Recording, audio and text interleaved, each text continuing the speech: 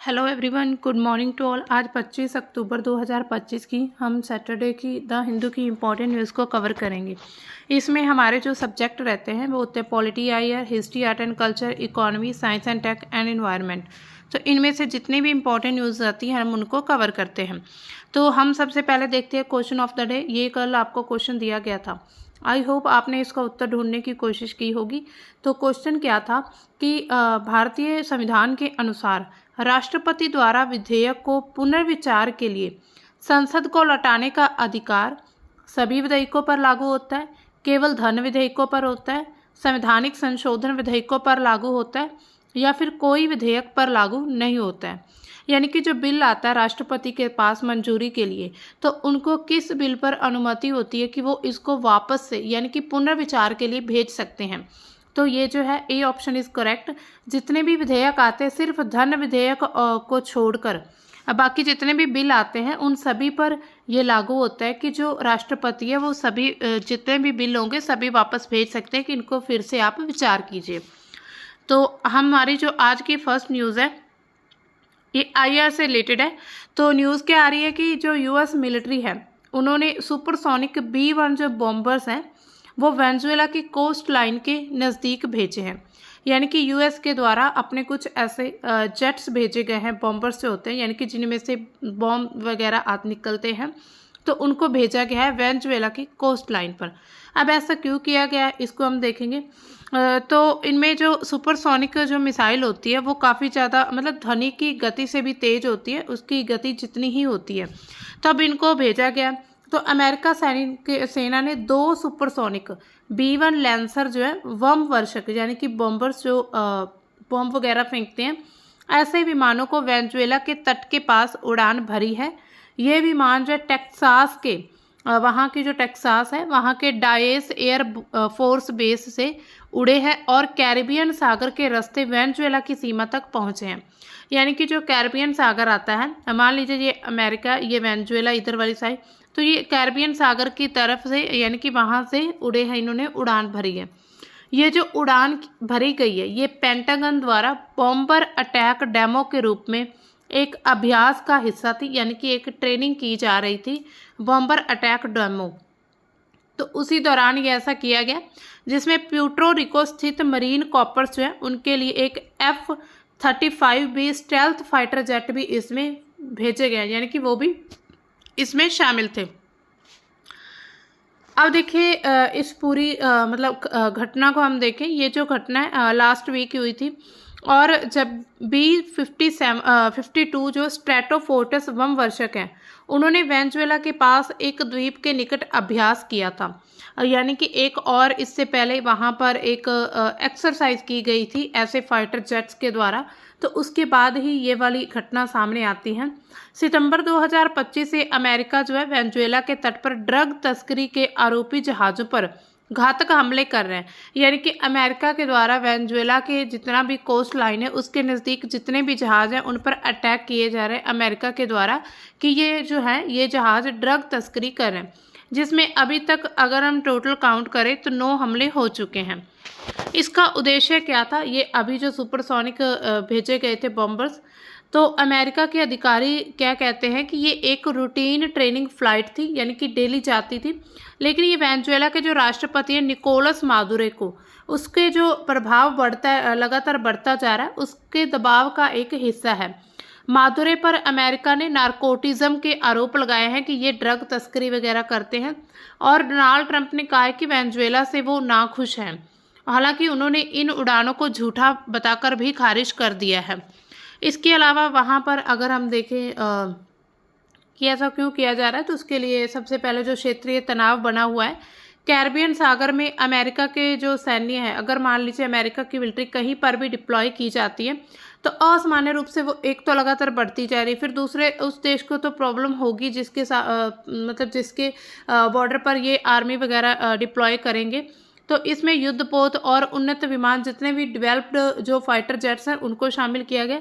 Venezuela ने जवाब में अपनी मिसाइलें और सैन्य तैयारियां और ज़्यादा बढ़ा दी हैं। यानी कि एक तरह से कहीं ना कहीं ये युद्ध की आशंका नज़र आ रही है कि जो अमेरिका है उसके द्वारा पहले ये ट्रेनिंग के नाम पर ऐसे जो फाइटर जेट उन्होंने हालांकि इसको ट्रेनिंग का ये भेजे गए अब उसी के जवाब में ही वेनेजुएला ने अपनी जो सैन्य की प्रतिक्रिया है, यानी कि वो ज़्यादा ट्रेनिंग वगैरह सब कुछ बढ़ा दिया।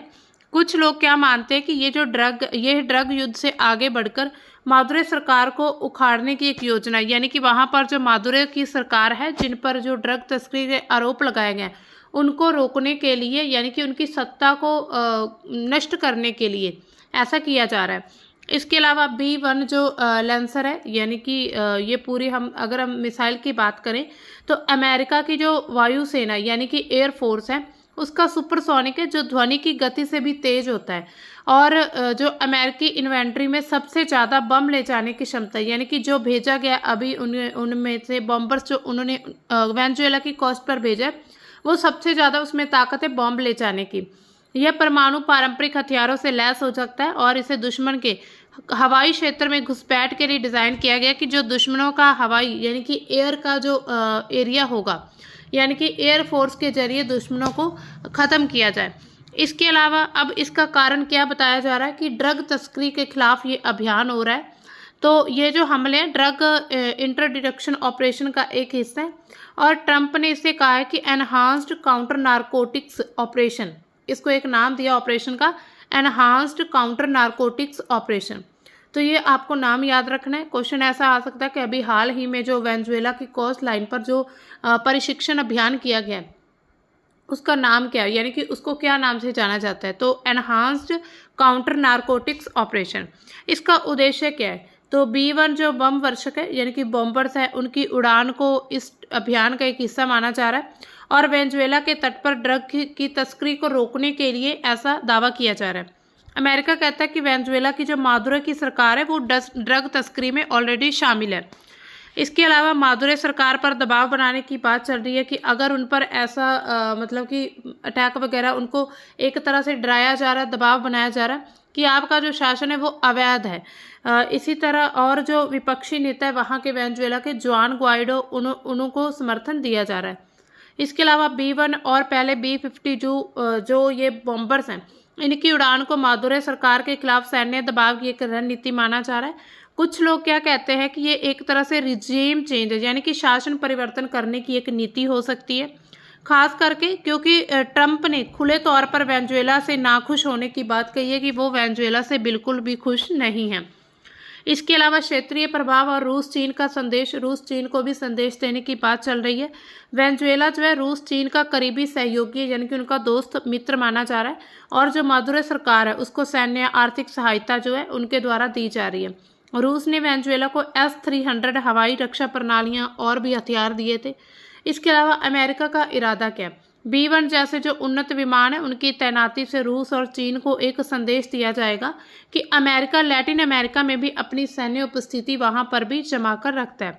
इसके अलावा कैरिबियन सागर में जो अमेरिकी प्रभुत्व उसको बनाने के लिए एक ये स्ट्रेटेजिकली यानी कि उनकी एक नीति हो सकती है।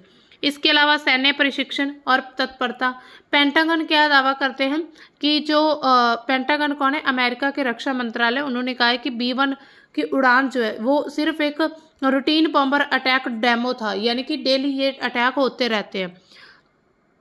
इसके अलावा B-1 जैसे जो सुपरसोनिक बॉम्बर्स हैं लंबी दूरी की उड़ान भरने के लिए तेज हमले का प्रदर्शन करते हैं, जो कि अमेरिकी वायुसेना की पूरे विश्व की पहुंच को दर्शाता है। ये जो अभ्यास है वेनेजुएला के पास होने से क्षेत्र में अमेरिकी सैन्य शक्ति को भी बढ़ाता है कि अमेरिका की जो सैन्य शक्ति वो लगातार बढ़ती जा रही है। अब इसमें प्रतिक्रिया क्या की गई है, सबसे पहले तो सैन्य अलर्ट पर रहा गया, यानी कि जो मादुरो है वहाँ पर वेनेजुएला जिनकी अभी सत्ता चल रही है उन्होंने बाहरी आपातकाल की घोषणा कर दी, जिसके बाद वेनेजुएला की जो सेना है युद्धकालीन सतर्कता पर है, यानी कि युद्ध लड़ने की सिचुएशन में आ चुकी है कि अगर कुछ भी ऐसा इन फ्यूचर युद्ध जैसी सिचुएशन बनती है तो वो युद्ध को मतलब कि लड़ने में सक्षम हो। इसमें रूस के जो हवाई रक्षा प्रणाली जिसमें S-300 एंटी शिप मिसाइलें वो सभी एक्टिव कर दी गई हैं।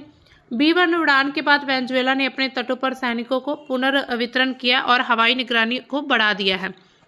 इसके अलावा मिलिशिया में मोबिलाइजेशन कर दिया है, यानी कि जो मतलब 8 मिलियन से अधिक जो सदस्य वाली बोलिवेरियन मिलिशिया है उसको एक्टिव कर दिया गया। इसके अलावा ये एक तरह से नागरिक आधारित सशस्त्र बल है जो कि अमेरिका के हमले के खिलाफ लोगों की रक्षा करने के लिए तैयार किया गया।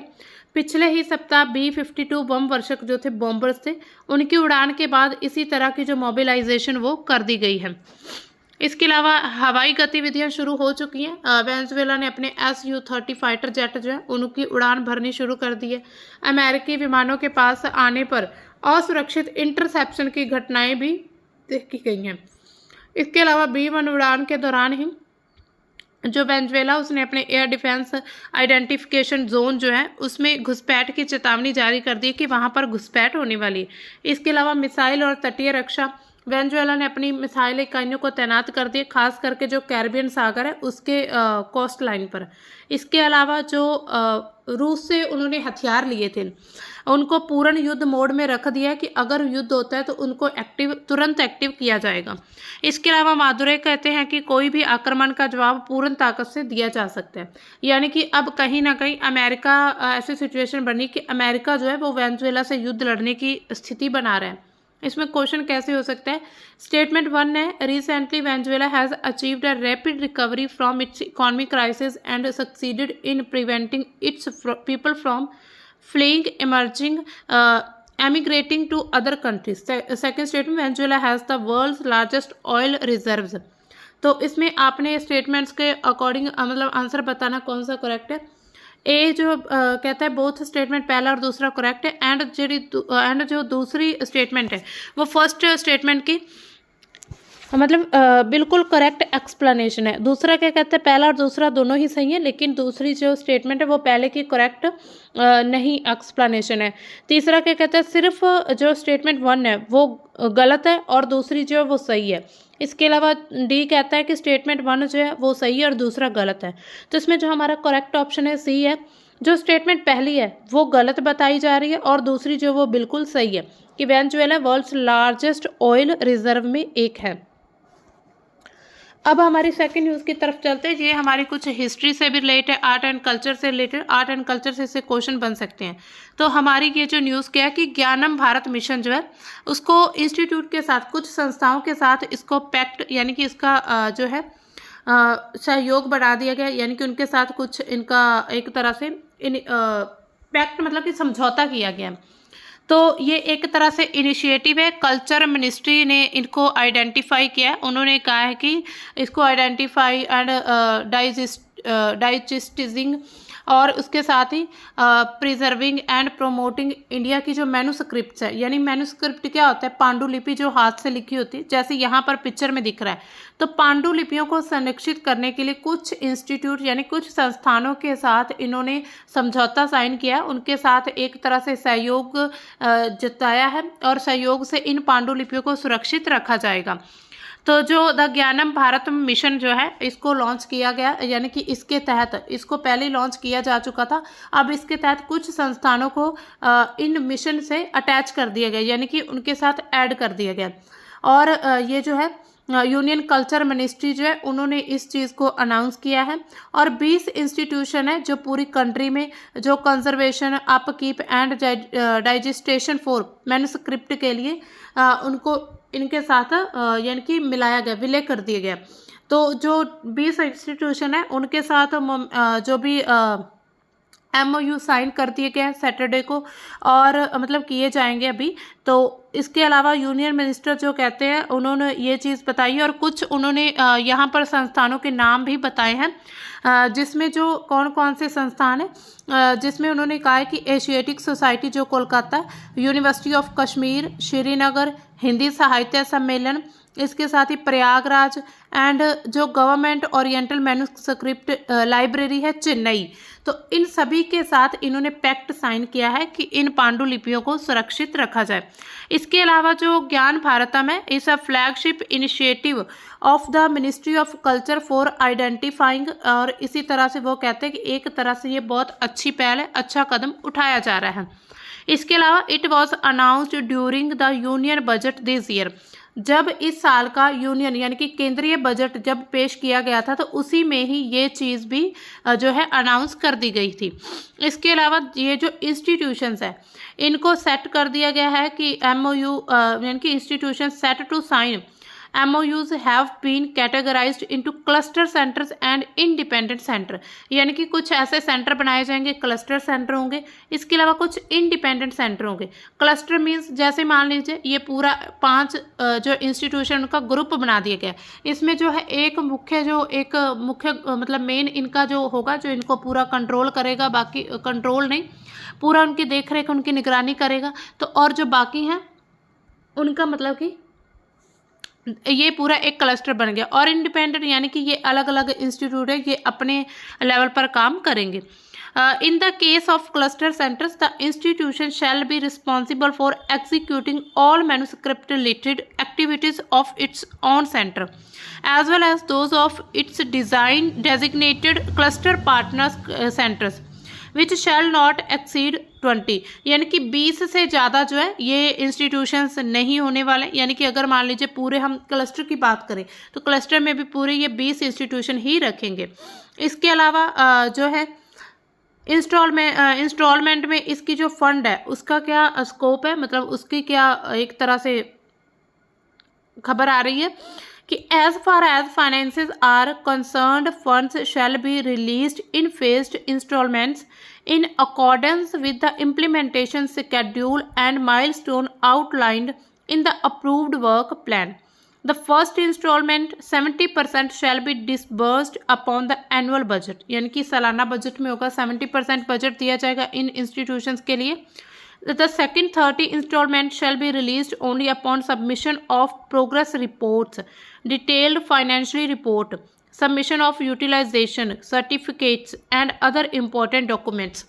यानी कि उन्होंने ये चीज़ कही कि जो 70% है वो इंस्टॉलमेंटेशन के लिए दिया जाएगा, उसके बाद 30% जो बजट होगा वो तब दिया जाएगा जब उनके द्वारा कुछ रिपोर्ट रिलीज़ कर दी जाएगी।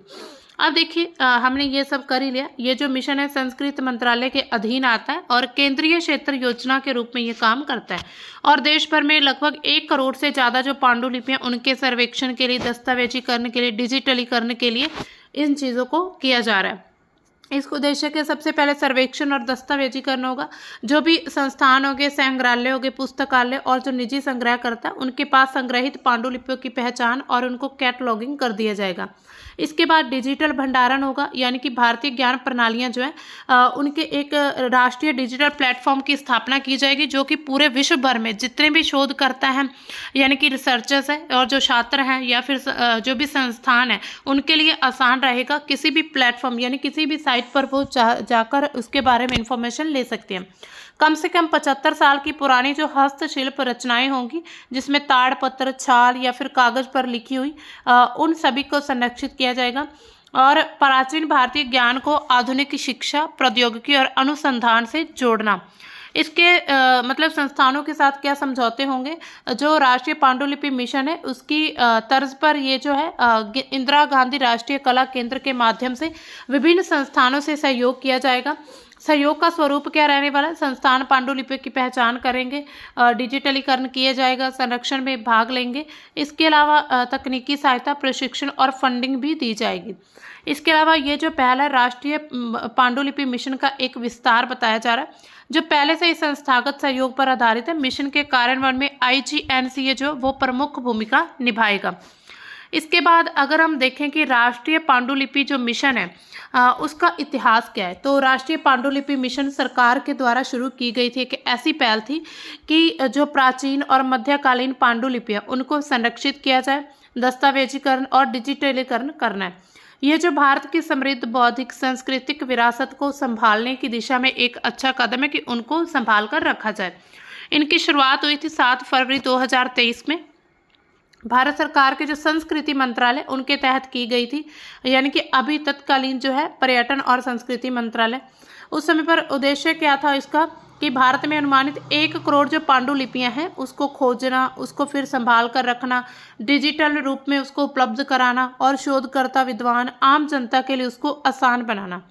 नोडल एजेंसी इसकी थी इंदिरा गांधी राष्ट्रीय कला केंद्र जो है नई दिल्ली, तो इसकी नोडल मिनिस्ट्री ये थी। अब इसकी पृष्ठभूमि क्या है कि पांडुलिपि जो है भारत की वो एक विरासत मानी जाती। संस्कृत, प्राकृत, पाली, तमिल, कन्नड़, तेलुगु, मलयालम, बांग्ला, उड़िया और भी जितनी भी क्षेत्रीय भाषाएं उन सभी में लाखों पांडुलिपियां जो है लिखित हमें मिली हैं। ये जो ताड़पत्र, भोजपत्र, कागज या फिर और सामग्री पर ब्राह्मी, देवनागरी, ग्रंथा शारदा लिपि में, यानी कि ये सभी लिपियां इन लिपियों में लिखी हुई मिली है, यानी कि ये भाषाएं हैं और ये लिपियां हैं। इसके अलावा ताड़पत्र क्या होता है, एक ना भुर्ज वृक्ष की शाल होती है, तो जो वृक्ष के पत्ते होते हैं या फिर उसकी जो शाल होती है उनको इकट्ठा करके ऐसे जोड़कर एक कॉपी की तरह बनाया जाता है, तो उनको ताड़पत्र कहते हैं। इसमें खतरे क्या थे, इनमें कई पांडुलिपियां खराब हो गई थी, पर्यावरण उन्हें हानि पहुंची थी, उपेक्षा या फिर चोरी के कारण नष्ट होने की कगार पर थी। और मिशन का जब गठन किया गया तो इस नुकसान को रोकने के लिए सबसे पहले मोटिव था। इसके अलावा पूरे विश्व की क्या प्रेरणा है, जो यूनेस्को के memory of the world program है 1992, उसने भी भारत को अपनी लिखित विरासत को संरक्षित करने के लिए प्रेरित किया था। 2003 से 7 तक सबसे पहले इसका जो प्रारंभिक चरण था इस मिशन का, तो सर्वेक्षण और दस्तावेजीकरण जो था, देश भर में पांडुलिपियों की खोज के लिए पांडुलिपि संस्थान केंद्र बनाए गए थे। केंद्र में विद्यालय, इन केंद्रों ने विश्वविद्यालय, पुस्तकालय, मठ, निजी संग्रहकर्ताओं के साथ सहयोग किया। इसके अलावा MCC यानी कि पांडुलिपियों संरक्षण केंद्र की स्थापना की गई, जो कि पांडुलिपियों की भौतिक मरम्मत और संरक्षण के लिए जिम्मेदार थे। डिजिटलीकरण किया गया, चुनिंदा पांडुलिपियों को डिजिटल प्रारूप में संरक्षित करने की शुरुआत की गई। इसके अलावा क्षेत्र और कृति जैसे जो प्रकाशन है उनके माध्यम से पांडुलिपियों को सामग्री को विद्वानों तक पहुंचाया गया था। 2007 से लेकर 12 तक जो विस्तार चरण यानी कि इस पूरे मिशन का विस्तार किया गया। इसके अलावा डिजिटल भंडार चला, जिसमें नमामि यानी कि नेशनल मैन्युस्क्रिप्ट जो मिशन है, डिजिटल भंडार की शुरुआत हुई, यानी कि डिजिटली रूप में इसको कंप्यूटर में किसी सॉफ्टवेयर में इनको पेन ड्राइव में संभाल कर रखना, जो कि पांडुलिपियों की डिजिटल प्रतियों को ऑनलाइन उपलब्ध कराने के लिए बनाया गया था कि अगर किसी शोधकर्ता को कोई इन्फॉर्मेशन चाहिए हिस्ट्री से रिलेटेड तो वो इसको ऑनलाइन देख सकते हैं। इसके अलावा प्रशिक्षण और कार्यशालाएं, जो संरक्षण विशेषज्ञ, एक्सपर्ट्स, शोधकर्ता, पांडुलिपि प्रबंधकों के लिए अलग से ट्रेनिंग कार्यक्रम आयोजित किए गए। देश भर में 47 MRC और MCC ने स्थापित कर लिए गए थे 44, जिनमें विश्वविद्यालय, मठ और भी सांस्कृतिक संस्थान सभी शामिल थे। इसके अलावा 2017 से 12 के बीच इनकी जो पूरे विश्व तक पहुंच को आसान बनाया गया। यूनेस्को और जो अन्य अंतर्राष्ट्रीय संगठन है उनके साथ साझेदारी को बढ़ाया। कुछ पांडुलिपियों को यूनेस्को के जो memory of the world register में भी शामिल किया गया, जैसे कि तमिलनाडु की जो शैव और वैष्णव पांडुलिपियां जो मैन्युस्क्रिप्ट्स हैं इनको। इसके अलावा जागरूकता यानी कि सन्नाद जैसे कार्यक्रम शुरू किए गए थे और पांडुलिपियों के जो महत्व है उसको लोगों तक पहुंचाया गया। फिर 2020 के बाद मॉडर्नाइजेशन होता है इसका, और ज्ञान भारतम मिशन डिजिटलीकरण में आधुनिक तकनीकें जैसे कि AI और OCR का उपयोग शुरू किया गया, यानी कि ऑप्टिकल कैरेक्टर रिकॉग्नाइजेशन। इसके अलावा NMM को ज्ञान भारतम मिशन 2025 और अधिक व्यापक बनाया गया। ये जो मिशन है NMM की उपलब्धियों पर आधारित है और इसका जो लक्ष्य 1 करोड़ की पांडुलिपियों को डिजिटल प्लेटफॉर्म पर लेकर आना है। इसके अलावा विश्वविद्यालय, जो बड़ी बड़ी यूनिवर्सिटी हैं, पुस्तकालय हैं, लाइब्रेरीज हैं, निजी संग्रहकर्ता हैं, उनके साथ समझौते को और ज़्यादा मजबूत किया गया कि उनके साथ ऐसे समझौते किए गए कि कल को पांडुलिपियों की ज़रूरत है तो वो भी साथ दें। इसके अलावा उपलब्धियां क्या हैं इस मिशन की, ये जो ज्ञान भारतम मिशन है तो इसकी उपलब्धियां क्या है। सर्वेक्षण, 50 लाख से अधिक जो पांडुलिपियां उनका सर्वे किया गया, 30 लाख से ज़्यादा का मेटा डेटा जो है वो इकट्ठा कर लिया गया। इसके अलावा लगभग 3 लाख जो पांडुलिपियां उनको डिजिटल रूप में संरक्षित किया। हजारों पांडुलिपियों का भौतिक संरक्षण और मरम्मत करवाई गई। भारतीय प्राचीन ज्ञान को आधुनिक शिक्षा अनुसंधान से जोड़ा गया और आयुर्वेद, गणित और दर्शन के क्षेत्र में जो हमें जानकारी मिलती है पांडुलिपियों से, उनको विशेष रूप से जोड़ा गया। इसके अलावा भारत की जो पांडुलिपि की विरासत है उसको पूरे विश्व के मंच पर एक पहचान मिली है। अब इसमें चुनौतियां क्या आती हैं इस मिशन में, इसमें वित्तीय संस्थानों की कमी आती है, संसाधनों की, तकनीकी संसाधनों की, डिजिटलीकरण, और अगर संरक्षण करते हैं उसके लिए बड़े लेवल पर फंडिंग चाहिए होती है और जितने भी एक्सपर्ट्स होते हैं उनकी ज़रूरत है। हालांकि ये सब की हमें थोड़ी कमी भारत में नज़र आती है। इसके अलावा जागरूकता की कमी है, जो निजी संग्रह करता है या फिर स्थानीय समुदाय जो ट्राइब्स वगैरह, उनमें पांडुलिपियों के महत्व के प्रति इतनी ज़्यादा अवेयरनेस नहीं है, वो इतने अवेयर नहीं है कि ये पांडुलिपियाँ इनको संभाल कर रखना है या कुछ भी। जो कई पांडुलिपियाँ अभी भी नष्ट होने के खतरे में, खास करके जो गाँव के क्षेत्र हैं, ग्रामीण क्षेत्र, ट्राइब्स हैं, जो जनजातीय एरियाज हैं, तो वहाँ पर ऐसी सिचुएशन अभी भी बनी हुई है। अब इसमें जो है क्वेश्चन कैसा बन सकता है, अब देखिए ये मैन्युस्क्रिप्ट से क्वेश्चन था, तो इसमें क्वेश्चन हिस्ट्री से रिलेटेड कोई सा भी आ सकता है। Which who among the following Mughal emperors shifted emphasis from illustrated manuscripts to the album and individual portraits, यानी कि कौन ऐसे शासक थे जिन्होंने मैन्युस्क्रिप्ट को एल्बम और इंडिविजुअल पोर्ट्रेट्स में बदल दिया था। हुमायूं, अकबर, जहांगीर, शाहजहां। तो इसका करेक्ट ऑप्शन है सी, जहांगीर जो है उन्होंने ऐसा किया था। इसके अलावा एक मेंस का question, discuss the main contributions of Gupta period and Chola period to Indian heritage and culture, यानी कि गुप्ता पीरियड और चोल पीरियड का जो है उनका इंडियन हेरिटेज कल्चर में क्या योगदान रहा है, इसके बारे में। तो अब हम चलते हैं, हमारे जो सबसे इम्पोर्टेंट न्यूज़ रहती है हमेशा ही एडिटोरियल जो है, एडिटोरियल बहुत ही ज़्यादा इंपॉर्टेंट होता है न्यूज़ के पॉइंट ऑफ व्यू से, क्योंकि एग्जाम के पॉइंट ऑफ व्यू से, क्योंकि ये जो एडिटोरियल होता है इससे हमें एक तो जो हमें ऐसे लिखने का पता चलता है, हमने क्या कुछ लिखना है, क्या नहीं लिखना है, कैसे अपने वर्ड्स को चूज़ करना है। दूसरा, ये अलग अलग आईआर से रिलेटेड भी आते हैं, लेकिन आज जो हम एडिटोरियल की बात करेंगे ये भारत का ही एडिटोरियल है। आपने अभी सुना होगा कफ सिरप का मामला, तो भारत में देखा गया था कि कफ सिरप के ऐसे बहुत सारे मामले आए थे जहां पर मध्य प्रदेश में बहुत सारे बच्चों की मृत्यु हो गई थी कफ सिरप लेने से।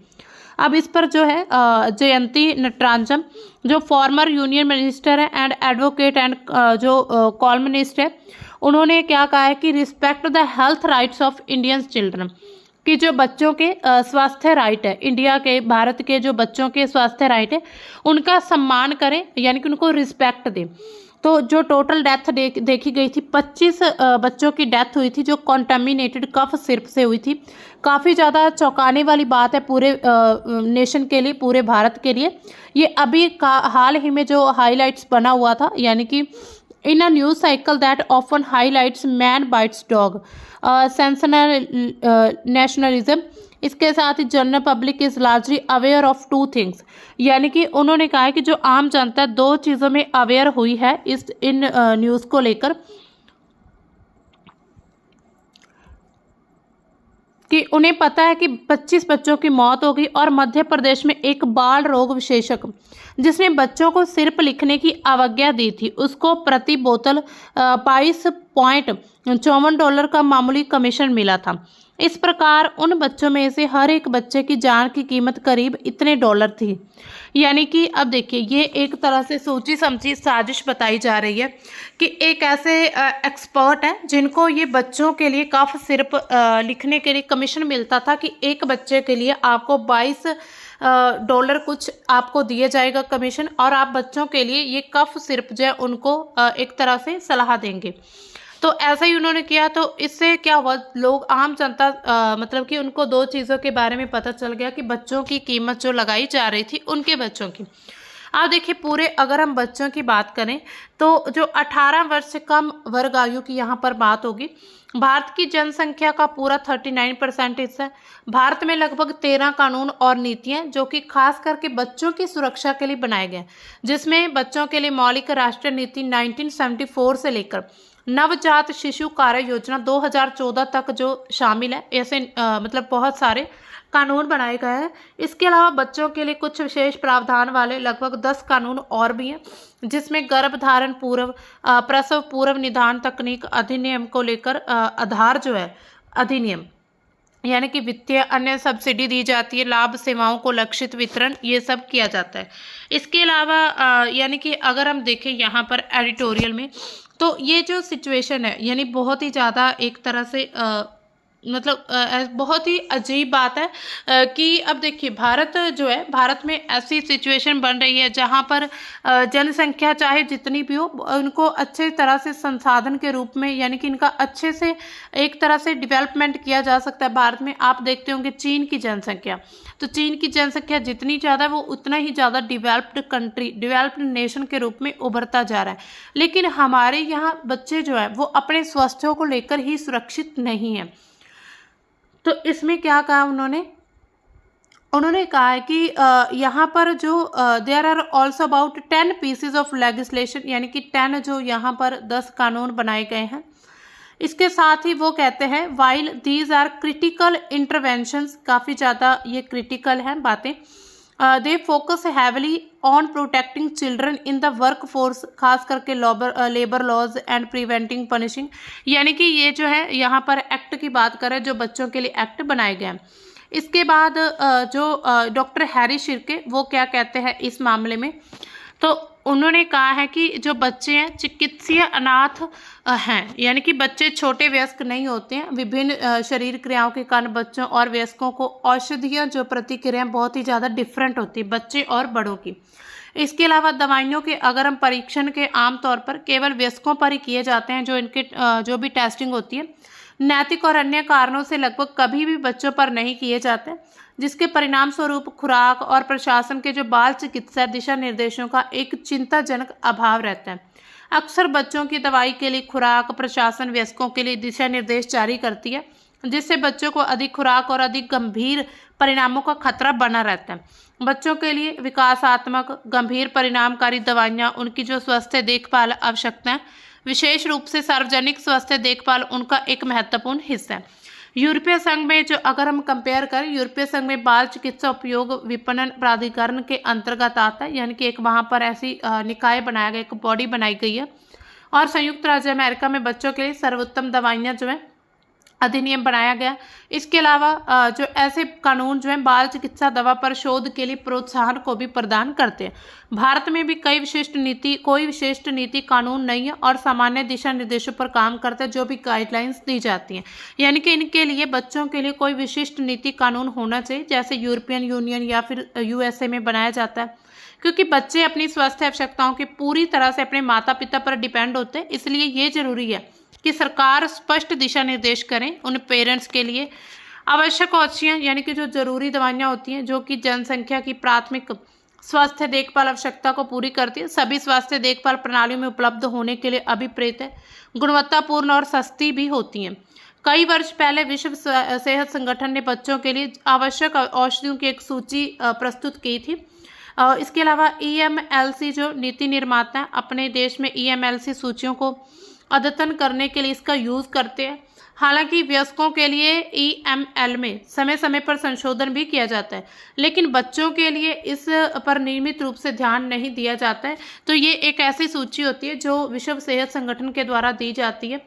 और इसके अलावा जो खांसी जुकाम बुखार के लिए आपने देखा होगा बिना डॉक्टर के पर्चे के जितनी भी दवाइयाँ मिलती हैं उनका जो नियमन है जन स्वास्थ्य सेवा का एक महत्वपूर्ण पहलू दिखाता है। इसके अलावा गांव और शहरी का जो क्षेत्र है वहाँ पर बिना डॉक्टर की रिकमेंडेशन के जो भी दवाइयाँ मिलती है उनका यूज़ अलग अलग होता है, लेकिन यही चीज़ जो है शहरी में अलग है, शहरी लोगों में ये अधिक प्रचलित है। जन स्वास्थ्य केंद्र भी जो ध्यान का एक और केंद्र है जहाँ पर बच्चों को दवाइयाँ देने के संबंध में स्पष्ट दिशा निर्देश लागू किए जाने चाहिए।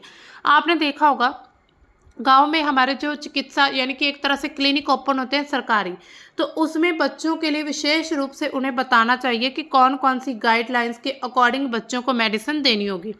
विकल्प या फिर घटिया दवाइयों के प्रति शून्य सहनशीलता की नीति अपनाई जानी चाहिए, यानी कि ये कुछ सुझाव दिए जा रहे हैं। किशोरों के मामले में दवाइयों के दुरुपयोग पर रोक लगानी चाहिए। इसके अलावा विश्व सेहत संगठन ने दूषित कफ सिरप के संबंध में भी कई चेतावनियां दी हैं। इनमें कुछ चेतावनियां भारत के विभिन्न स्थानों पर बने जो कफ सिरप है उससे डिपेंड है, यानी कि इसमें देखा गया था कि इसमें एक इथिलीन नाम का पदार्थ पाया गया था, तो जो कि सेहत के लिए काफ़ी खतरनाक था। दूषित सिरपों के कारण गाम्बिया, उज्बेकिस्तान, इंडोनेशिया, कैमरून में भी बच्चों की मौत हुई है, क्योंकि भारत जो है इस कफ सिरप का एक्सपोर्ट भी करता है। कफ सिरप के निर्यात के साथ ही भारत पूरे ग्लोबल साउथ के लिए एक प्रमुख औषधि केंद्र के रूप में उभरा है, लेकिन इसके साथ ही एक्सपोर्ट की जाने वाली जो दवाइयाँ उनकी पूर्ण सुरक्षा को सुनिश्चित करना भी भारत की जिम्मेदारी है। अब भारत में कौन से संवैधानिक प्रावधान है बच्चों की सेहत को लेकर? अनुच्छेद 21 क्या जीवन व्यक्तिगत स्वतंत्रता का अधिकार, जिसमें स्वास्थ्य का अधिकार भी शामिल किया गया। अनुच्छेद 39 E और F बच्चों के शारीरिक मानसिक स्वास्थ्य के लिए सुरक्षित वातावरण, स्वस्थ विकास पर जोर देना। 47 अनुच्छेद क्या कहता है? पोषण सत्र और सार्वजनिक स्वास्थ्य में सुधार करना। कानून और नीतियाँ क्या कहती है? NCPCR जो राष्ट्रीय बाल अधिकार संरक्षण आयोग है, बच्चों के स्वास्थ्य कल्याण के लिए नीतियों की निगरानी करता है। राष्ट्रीय स्वास्थ्य मिशन, मातृ शिशु स्वास्थ्य यानी कि जो माता और बच्चे की मृत्यु हो जाती है, टीकाकरण, पोषण पर ध्यान केंद्रित। एकीकृत बाल विकास सेवा, आंगनवाड़ी के माध्यम से पोषण, प्रारंभिक देखभाल करना। मिड डे मील योजना, स्कूलों में बच्चों के लिए पौष्टिक भोजन उपलब्ध करवाना। बाल अधिकार संरक्षण अधिनियम 2005, बच्चों को शारीरिक मानसिक नुकसान से बचाने पर ध्यान देना। अब इस पूरे एडिटोरियल का निष्कर्ष क्या निकलता है? बच्चों को जो भी दवाइयाँ दी जाती हैं वो बड़ों की दवाइयों से अलग होती हैं, यानी कि जो वयस्क दवाइयाँ उनको केवल ऑफ लेबल और बिना लाइसेंस वाली भी माना जा सकता है। इनका उपयोग बिल्कुल नहीं किया जाना चाहिए क्योंकि निर्माण, आयु, संकेतकों के विभिन्न में ये डिफरेंट होती हैं। बच्चों में सुरक्षित दवाइयों के उपयोग की निगरानी जो है काफ़ी महत्वपूर्ण है। बच्चे के लिए सुरक्षित सिद्ध ना हुई दवाइयों का उपयोग मूक बाधिर बच्चों के अधिकारों का उल्लंघन है। भारत में बच्चों को जो दी जाने वाली दवाइयाँ उसके संबंध में सुरक्षा प्रोटोकॉल की निगरानी, इसके अलावा जागरूकता को बढ़ाने की ज़रूरत है। उसके लिए एक मजबूत ढांचा चाहिए, एक समग्र बुनियादी ढांचे की ज़रूरत है। यानी कि बच्चे जो वो हमारे देश का भविष्य है और उनकी सेहत के साथ इस प्रकार का कोई भी खिलवाड़ नहीं होना चाहिए। तो ये था हमारा आज की न्यूज़। अब हम बात करते हैं एडिटोरियल की। अब हम बात करते हैं क्वेश्चन ऑफ द डे की। तो क्वेश्चन क्या है? Which of the following statements are correct regarding the fundamental duties in the constitution of India?